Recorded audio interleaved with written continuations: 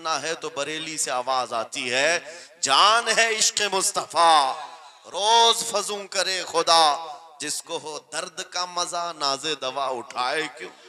नारे तकबीर, नारे रिसालत, मसलके आला हजरत, मुनाजिरे अहले सुन्नत। सुभान अल्लाह। मेरी पूरी गुफ्तगू एक जुमले पर चलेगी, मैं आपके सामने वो अर्ज करता हूँ।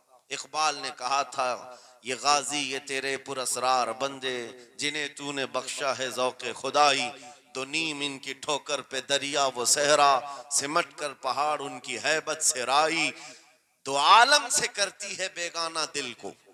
ये जुमला है, तवज्जो करें।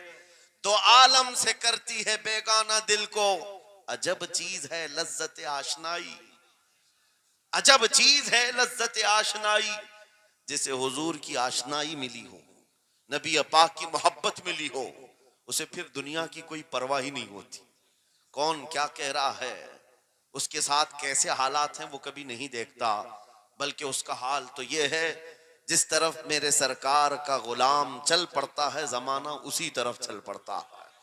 वजह यही है, आज हम लोग जो हालात देख रहे हैं, मसला ये है कि लज्जत आशनाई नहीं मिली है। लज्जत आशनाई जिसे मिल जाती है, पता है, सिद्दीक अकबर रदी अल्लाह तआला अन्हु, वो अजीम सहाबी रसूल, 50,000 का मजमा यहूदियों का है। यहूदी आलिम खड़े होकर बयान कर रहा है, खुदा की शान में गुस्ताखी कर रहा था, कुरान की एक आयत का मजाक उड़ा करके कह रहा था, कुरान में इनके खुदा ने कहा है कि खुदा फकीर है और ये मुसलमान गनी है, कर्जा दे दो। अल्लाह ने कर्ज हसन की जो बात फरमाई कुरान में, मन ज़ल्लज़ी युक़रिज़ुल्लाह क़र्ज़न हसना, कौन है जो अल्लाह को कर्ज हसन देगा। कर्ज हसन का मतलब माल नहीं, तुम नेकियां अल्लाह को कर्ज में दो, बदले में मौला जन्नत अता करेगा। मगर इस आयत का मजाक उड़ा रहा था यहूदी और कह रहा था कि इनका खुदा गरीब है और ये मुसलमान अमीर हैं, गनी हैं। सिद्दीक अकबर तन्हा हैं, बर्दाश्त नहीं हो सका, चढ़ गए स्टेज पर और पकड़ा उस खजामा और 2 थप्पड़ रसीद कर दी। मजमा उनका है, स्पीकर उनका है, बयान करने वाले उनके हैं। सिद्दीक अकबर ने इधर भी नहीं देखा, उधर भी नहीं देखा, जड़ दिया तमाचा। यही कहते हैं, अजब चीज है लज्जत आशनाई, तो आलम से करती है बेगाना दिल को, अजब चीज है लज्जत आशनाई। अब होना क्या था, पकड़ो धकड़ो मारो तोड़ो, लेकिन सिद्दीक अकबर को इसकी परवाह नहीं थी। जो तमाचा लगाना था वो पड़ गया है, जिसको जवाब देना था जवाब दे दिया है। उसके बाद उसी यहूदी आलिम ने कहा, रुको, इसको यहाँ सजा ना दो, इनको लेके चलते इनके रसूल के पास। हुजूर पाक सल्लल्लाहु अलैहि वसल्लम के पास लेकर के आए। सारा मजमा उनका है, अखबार भी उनके, गवाह भी उनके। मेरे अजीजों, सारी चीजें उनकी आज जैसे है, प्रिंट मीडिया, इलेक्ट्रॉनिक मीडिया, सारी दज्जाली मीडिया, जो चाहे फैला दे। यहूदी सारे आए हुजूर के पास आकर कहने लगे, आपका ये सहाबी हमारे यहाँ बड़ी बदतमीजी किया है। कहा, क्या किया? हमारे आलिम बयान कर रहे थे खुदा आपका गनी है, आप फकीर हैं। उलट दिया जुमले को। यहूदी कह रहे हैं, हमारा आलिम आपकी खुदा की शान बयान कर रहा था, अल्लाह गनी है और मुसलमान फकीर हैं। इस बात पर अबू बकर ने तमाचा लगा दिया। हुजूर पाक ने पूछा, है अबू बकर, क्या इस बात पर तुमने तमाचा लगाया? आपने कहा, नहीं या रसूल अल्लाह, ये झूठ बोल रहे हैं। उस वक्त ये गुस्ताखी कर रहे थे और कह रहे थे कि खुदा गरीब है, इनका फकीर है, और मुसलमान गनी है, खुदा कर्जा मांगता है। हुजूर ने फरमाया, तुम्हारे पास कोई गवाह है? हजरत अबू बकर के पास कोई गवाह नहीं था, तन्हा थे। और यहूदी सब के सब झूठे और सब झूठ पर जमाए। एक नहीं, दसियों यहूदी कह रहे हैं, नहीं, हमारा आलिम सच बोल रहा है, हमारा आलिम सच बोल रहा है। एक बात याद रखो है मुसलमानों, इन तमाम चीजों से अपने जहन को साफ कर लो। झूठ पर सारी दुनिया जमा हो जाए तब भी तुम उस पर कान न धरना, एक वक्त आएगा जो अल्लाह की मदद आएगी। बेशक बेशक। हुआ क्या, हजरत अबू बकर सिद्दीक तन्हा हैं। आपने सर झुका लिया, कहा, या रसूल अल्लाह, मेरी इस बात का तो कोई गवाह नहीं वहां पर, लेकिन ये झूठ बोल रहा था, ये झूठ बोल रहा है अभी। अब सिद्दीक अकबर की तन्हा वहां मौजूदगी, क्या रसूल पाक सल्लल्लाहु अलैहि वसल्लम उन पर गजबनाक हो जाते? नहीं, रिवायात बताती हैं वही के उतरने के आसार नजर आने लगे। जिब्राइल अमीन आयत लेकर के आए, लक़द समिअ अल्लाहु क़ौलल लज़ीना क़ालू इन्नल्लाहा फ़क़ीरुन व नहनु अग़निया। ऐ महबूब, अल्लाह ने सुन लिया है ये यहूदी क्या कह रहे थे। ये यहूदी कह रहे थे कि अल्लाह फकीर है और हम गनी हैं। अबू बकर जो कह रहे हैं वो सच कह रहे हैं। सिद्दीक अकबर ने जो कहा है वो सच था। अब मुझे बताओ मेरे अजीजों, ये सारे मजमे की परवाह न करते हुए हक के लिए खड़े होने का नाम सिद्दीक अकबर हुआ करता। वो सिद्दीक की सदाकत रज़ी अल्लाह ताला आज तुम्हारे अंदर आ जाए, सारे झूठे एक जगह जमा हो जाएं, परवाह न करना। अगर तुम्हारे सीनों में इश्क मुस्तफा की शमा रोशन है, तन्हा भी हो अल्लाह की मदद आएगी। बेशक बेशक अल्लाह की मदद आएगी। बज़ाहिर हालात खराब हैं, बज़ाहिर हालात हमारे खिलाफ दिखते हैं। आज यही हालात दोहराए जा रहे हैं। मैं थोड़ी और मिसालें आपके सामने रखता हूं। अजब चीज है लज्जत आशनाई, जिसे ये मिल गई वो दुनिया की परवाह नहीं करता, वो दुनिया की मुसीबतों को ठोकर में रखता है। आपको पता है वो एक खातून जो ओहद के मैदान की तरफ भाग जा रही थी और आने वाले जंग खत्म होने के बाद आने वालों ने उस खातून से कहा, ऐ बीबी तुझे पता है तेरे शोहर का इंतकाल हो गया, शहीद हो गए। उसने इन्ना लिल्लाह पढ़ा और आगे बढ़ने लगी। फिर किसी ने कहा तुम्हारे बेटे भी शहीद हो गए। उस खातून ने इन्ना लिल्लाह पढ़ा और फिर आगे बढ़ने लगी। फिर किसी ने कहा तुम्हारा भाई भी शहीद हो गया। एक औरत के लिए ये रिश्ते बड़े अहम होते हैं, बेटा हो, भाई हो, शोहर हो। और औरतों में सब्र कम देखने को मिलता है। जब किसी के घर में मैयत होती है, सबसे ज्यादा चीखो पुकार औरतों की होती है। नोहा करना, मातम करना औरतों के अंदर आता है। लेकिन रसूल पाक सल्लल्लाहु ताला अलैहि वसल्लम की मोहब्बत जिस खातून के दिल में हो, उसे आम औरतों से कंपेयर ना करो। एक ही तन्हा औरत है, बाप भी शहीद, बेटा भी शहीद, भाई भी शहीद, शोहर भी शहीद। चार मौतों की खबरें जब उनको दी गई, उस खातून ने कहा, है आने वालों, सारे मेरे रिश्तेदारों के मौत की खबरें सुना रहे हो, जरा ये तो बताओ आमिना के लाल सलामत है या नहीं? आमिना के लाल सलामत हैं या नहीं? आने वाले ने कहा अल्लाह के रसूल सलामत हैं। उस खातून ने कहा मुझे दिखा तो दो, अरोनी, मुझे दिखाओ कहाँ है। ले जाकर करीब किया गया। हुजूर पाक सल्लल्लाहु अलैहि वसल्लम के जलवे जहां आरा को देखा, आंचल फैलाती है और कहती है या रसूल अल्लाह, या रसूल अल्लाह, कुल्लु मुसीबतिन बादक जुललुन। ऐ अल्लाह के रसूल, अगर आप सलामत हैं, हर मुसीबत छोटी है। वाह वाह, हर मुसीबत छोटी है। उनका ही ये नारा था, हर सितम हर मुसीबत गवारा है। या रसूल अल्लाह, एक बार कह दो कि तू हमारा। सुभान अल्लाह। नाराए तकबीर, नाराए रिसालत, मसलके आला हजरत, फैज़ाने आला हजरत। अजब चीज है लज्जत आशनाई, अजब चीज है लज्जत आशनाई। जिसको ये लज्जत मिलती है मोहब्बत मुस्तफा की, फिर वो मुसीबतें गिनता नहीं है, वो अपने ऊपर आने वाली आफतों को गिनता नहीं है। उसके लिए दुनिया हेच है। अजीजा ने गिरामी वक़ार, आपको पता है वो सहाबा इकराम रिज़वानुल्लाह ताला अलैहिम अजमाइन, जिनकी जिंदगियां, जवानी की जिंदगियां बड़ी अजीज होती। हर आदमी जवानी में ऐश करता है, मगर मदीने के उन जवानों को हमने देखा है, आज शादी हुई, आज दुल्हन को घर लाया है, दूल्हा अपनी दुल्हन के साथ सुहाग रात में मसरूफ है, लेकिन जंग का बिगल बज गया। बाहर मदीने में आवाज आने लगी, रसूल पाक सल्लल्लाहु ताला अलैहि वसल्लम उहद के मैदान की तरफ निकल पड़े हैं। ये आज का दूल्हा अपनी दुल्हन को बिस्तर पर छोड़कर निकल पड़ता है और जाकर रसूल पाक सल्लल्लाहु अलैहि वसल्लम की जमात में शरीक हुआ। जानते हो वो खातून भी ऐसी नहीं थी कि पैर पकड़ ले, कहां सुहागन को अभागन किए जा रहे हो, मेरा कौन होगा इसके बाद। नहीं, खातून ने कहा जाओ अल्लाह हाफिज, अगर सलामती के साथ आ गए फखर से गाजी की बीवी कहलाऊंगी, और अगर शहीद हो गए तब भी फखर करूंगी कि शहीद की बेवा हो। रसूल पाक के मुआशरे के उन मिसालों को तुम्हारे सामने रख रहा हूं जिन्होंने लज्जत आशनाई पाली थी, हुजूर की मोहब्बत का मजा ले लिया था। वो सहाबी रसूल जवान दूल्हा मैदान जंग में शरीक हो गया, लेकिन घमासान की जंग में शहीद भी हो गया। एक रात का दूल्हा शहीद हुआ है जिसको अल्लाह के फरिश्तों ने गुस्ल दिया था, हजरत हंजला गुसैलुल मलाइका। और आपको पता है एक नौजवान जो काले रंग के थे, हजरत अब्दुल्ला अस्वद उनको कहा जाता है, हुजूर के पास आए, कहा शादी करना है, शादी करना है, उम्र हो गई है। हुजूर पाक सल्लल्लाहु ताला अलैहि वसल्लम ने फरमाया कुछ है मेहर देने के लिए, कुछ पैमाल है? कहा कुछ है नहीं। कहा मेहर के लिए पैसे ले आओ, शादी करा दी जाए। और उसके बाद उन्होंने इधर उधर किया, फिर हुजूर ने ही उनके लिए माल जमा करने का इंतजाम किया हजरत उस्मान गनी के जरिए से।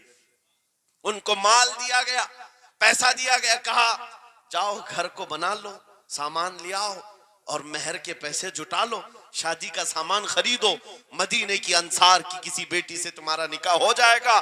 वो नौजवान अब्दुल्ला अस्वद गरीब सहाबी, गरीब सहाबी और काले रंग के थे। उन्होंने शादी का सामान खरीदने के लिए माल तो जुटा लिया, बाजार में थे, ऐलान हो गया अल्लाह के रसूल सल्लल्लाहु अलैहि वसल्लम जंग में तशरीफ ले जा रहे हैं। अचानक मुशरिकीन का हमला हुआ।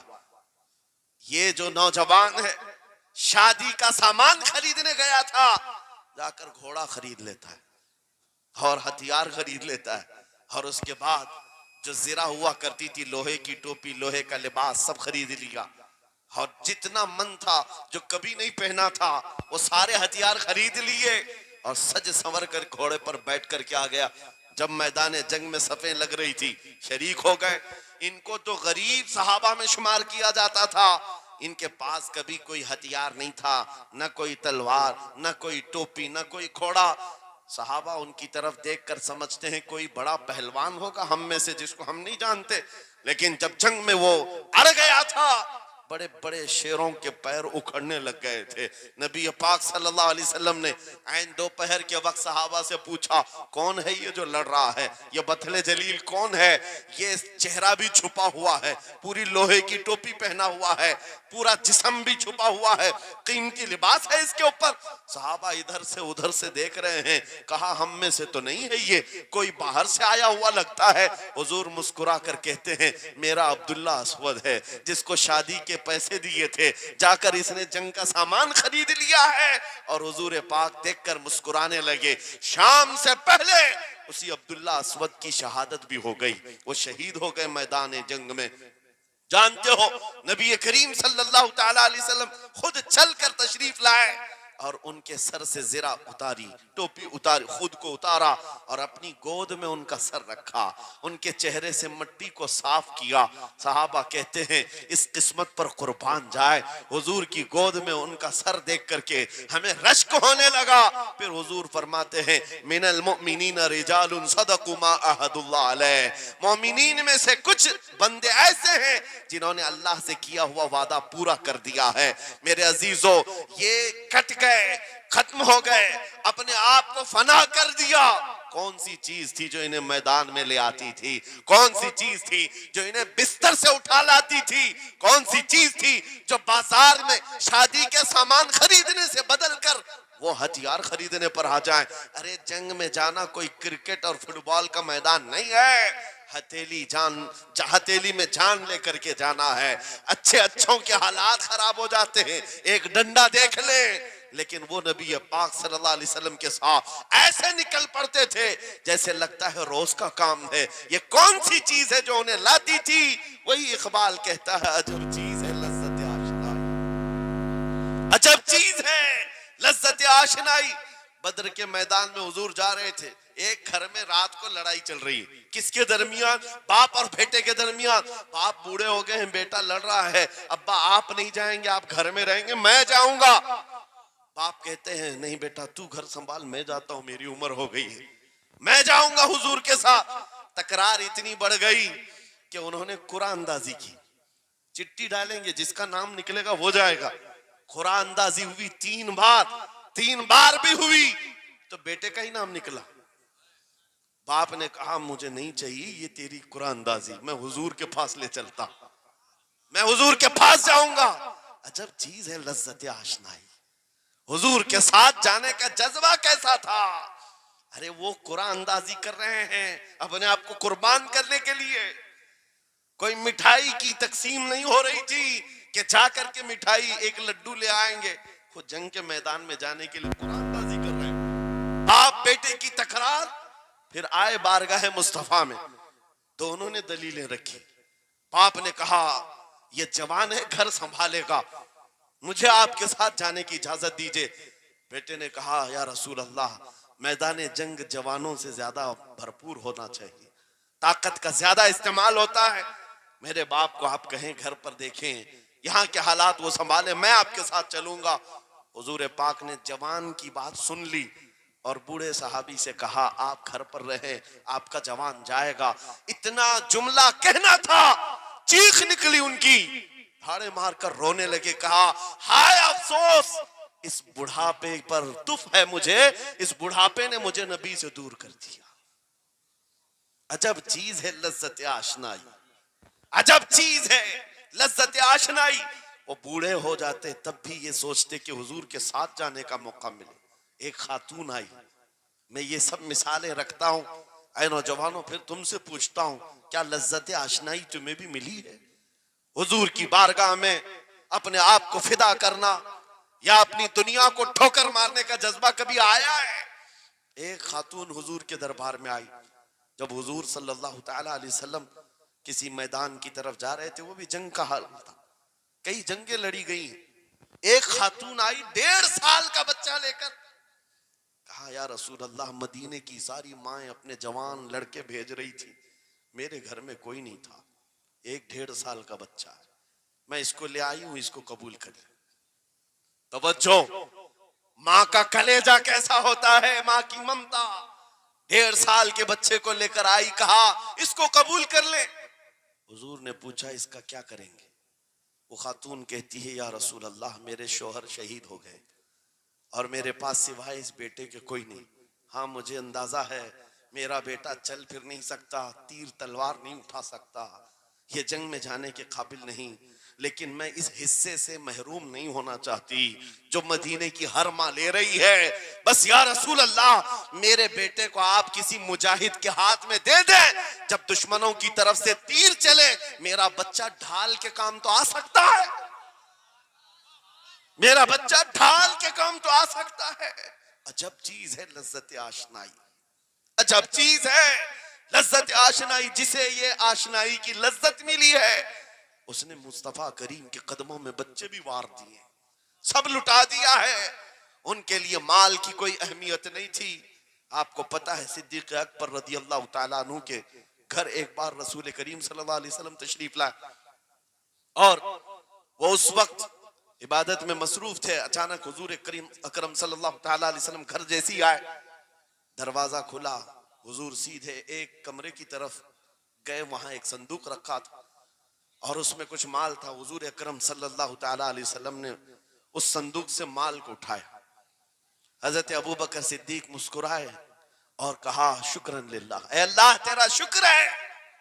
हुजूर पाक ने उनके माल को जैसी उठाया, कहते हैं मैं अभी अल्लाह करीम की बारगाह में दुआ यही कर रहा था, ऐ मौला बस तू इतना करम कर दे, तेरा रसूल मेरा पूरा माल अपना समझा करे, अपना समझ ले। वो अपने आप को सब लुटा देते, फिर कहते मेरे अजीजों, अजब चीज है लज्जत आशनाई, जिसे ये मिल गई हर मुसीबत उसे छोटी लगती है, हर मुसीबत हल्की लगती है। अब आओ मैं तुमसे पूछता हूं, यहाँ थोड़ी सी तकलीफों पर बिलबिला उठते हैं, थोड़ी सी तकलीफ क्या आई कि तितर बितर हो जाते हैं। तुम्हारे आज इत्तेहाद को देखने के लिए आंखें तरस गई हैं। हमारे इख्तिलाफात इतने बढ़ गए, इतने बढ़ गए। एक जमात है, एक सुन्नियत है, एक मसलक है, लेकिन एक दूसरे से मुसाफा करना नहीं चाहता, एक दूसरे से गले मिलना नहीं चाहता। उलमा की जमातें अलग, पीरों की जमातें अलग। क्या ये जीने के सलीके हैं? क्या तुम्हें लज्जत आशनाई नहीं मिली है? नबी करीम सल्लल्लाहु तआला अलैहि वसल्लम की आशनाई की लज्जत जिसे मिलती है वो नफ्स को मार देता है। उसके पास सिवाय हुजूर की निस्बत के किसी चीज का ख्याल नहीं होता, किसी चीज का ख्याल नहीं होता। सहाबा इकराम की बात मैं आपको बताऊं, आज दुनिया में इस तरह हमारी तरफ जो नजरें उठी हैं उसकी वजह यह है कि हमें तोड़ दिया गया है। वो 100 साल पहले अंग्रेज यहां ये कहते थे, जिसको इकबाल ने कहा है, ये फाका कश मौत से डरता नहीं जरा, रूहे मोहम्मदी इसके बदन से निकाल दो। 100 साल पहले अंग्रेजों ने कहा था रूहे मोहम्मदी इसके बदन से निकाल दो। क्यों? जब तक रूहे मोहम्मदी इसके साथ है, वही लज्जत आशनाई है जिसको मैं कह रहा हूं, वही इश्क मुस्तफा है, जब तक इसके साथ है ये मौत से कभी डरता ही नहीं है। इसको मौत से डराना है तो ये इस इश्क की दौलत को खींच लो, निकाल लो, रूह मोहम्मदी इसके बदन से निकाल दो।